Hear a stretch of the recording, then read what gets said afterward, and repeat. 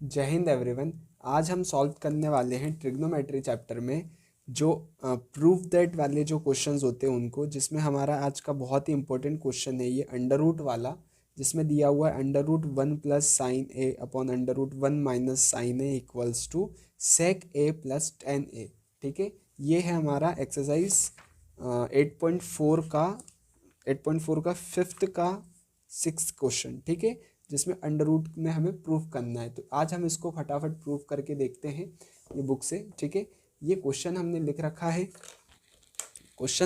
रखा है under root में 1 + sin a है हमारे पास गिवन में, अपन में 1 - sin a, दोनों अंडर रूट में है, इक्वल्स टू हमें प्रूफ क्या करना है बेटा, ध्यान से देखना, sec a + tan a, हमें ये RHS प्रूफ करना है। ठीक है, तो यहाँ पे हम क्या अप्रोच लगाते हैं, यहाँ पे देखो इक्वल्स टू के लेफ्ट हैंड में, जो मेरा लेफ्ट हैंड है उस चीज़ को हम लेफ्ट हैंड साइड बोलते हैं। तो हम पहले लेफ्ट हैंड साइड को सॉल्व करते हैं और उसको RHS के बराबर लाएंगे। RHS क्या, जो राइट हैंड साइड पे जो होगा। ठीक है, तो यहाँ पे मैं लिख लेता हूँ लेफ्ट हैंड साइड।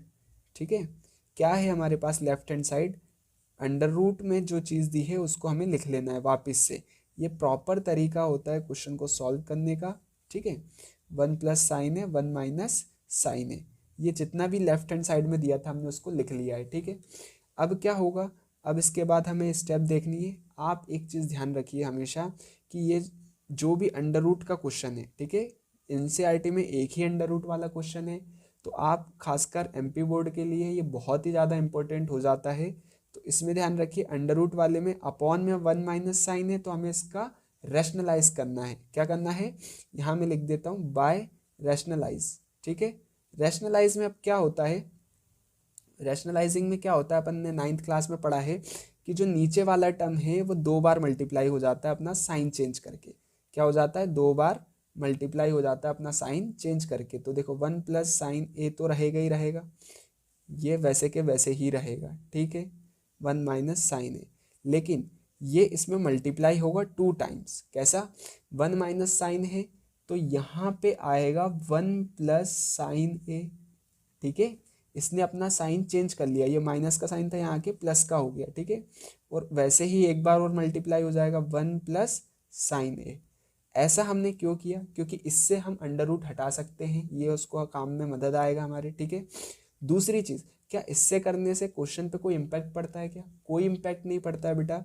ये जो 1 + sin है 1 + sin है आपस में कैंसिल हो जाएगा, तो वापस से जो हमारा क्वेश्चन है हमें वही मिल जाएगा। ठीक है, तो हमने एक्स्ट्रा कुछ नहीं किया है, हमें रैशनलाइज यहाँ पे करना है।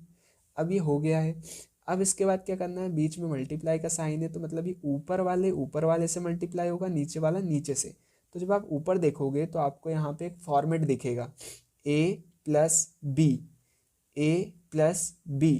ठीक है, तो ये कौन सा फॉर्मेट दिख रहा है आपको, a + b into a + b, मतलब a + b का होल स्क्वायर। ठीक है, तो मैं यहाँ पे लिख देता हूँ by using identity, by using ऐसे सिंपल सा a + b का होल स्क्वायर, जो कि कितना होता है a + b और a + b।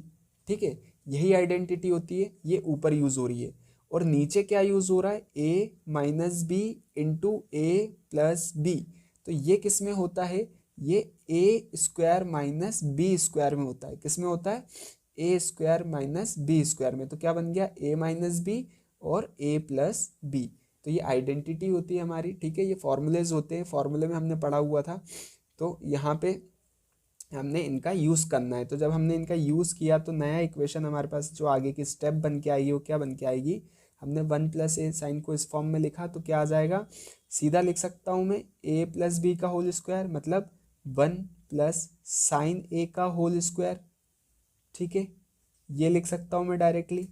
और नीचे क्या हो जाएगा, a² - b², क्योंकि इस फॉर्म में दिया है तो ये फॉर्म हम लिख देंगे, a² - b², मतलब 1 का स्क्वायर माइनस साइन a का स्क्वायर।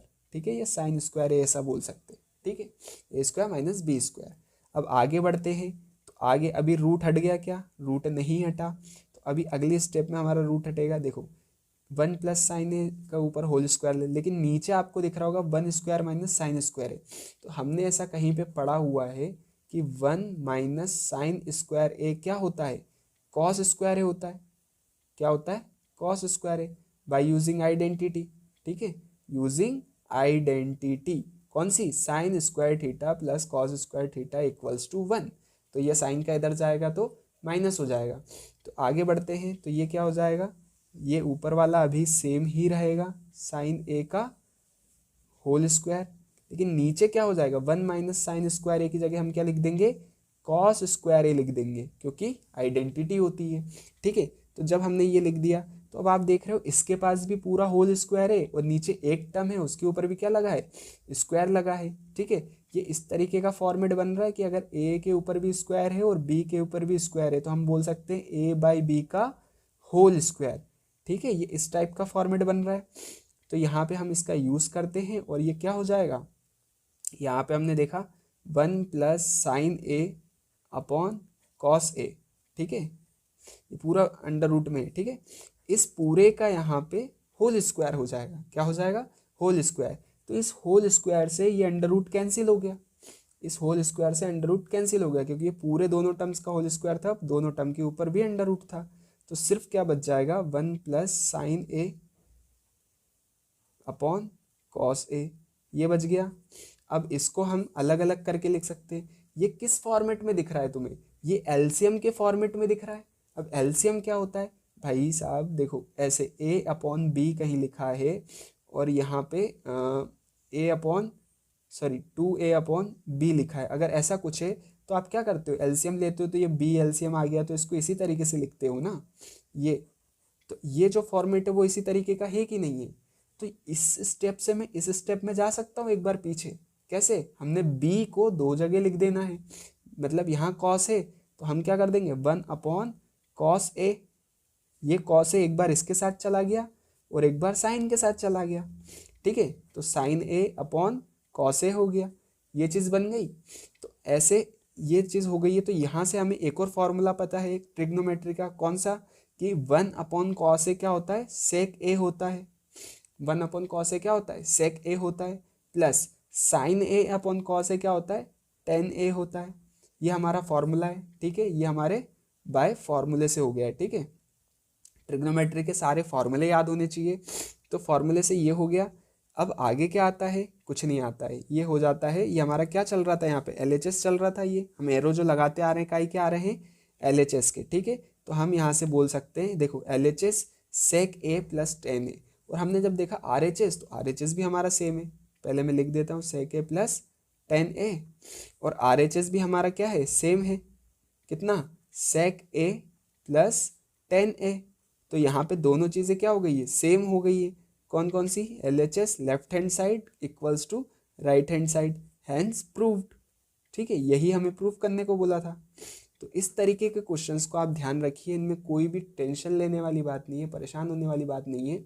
जो भी हमें गिवन दिया है उसी से हम आगे सॉल्व करते जाते हैं।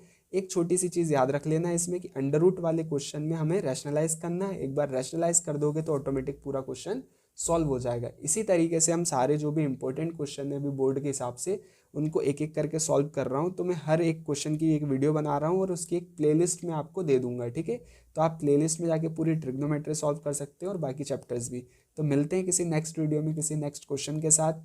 तब तक के लिए जय हिंद। और ऐसे ही वीडियोस देखने के लिए चैनल को सब्सक्राइब कर दीजिए, लाइक कर दीजिए, और आपको समझ में आया हो तो आप शेयर भी कर सकते हैं अपने दोस्तों के साथ, ताकि वो भी इस चीज़ को अच्छे से समझ सके और अपने बोर्ड में अच्छा स्कोर कर सके।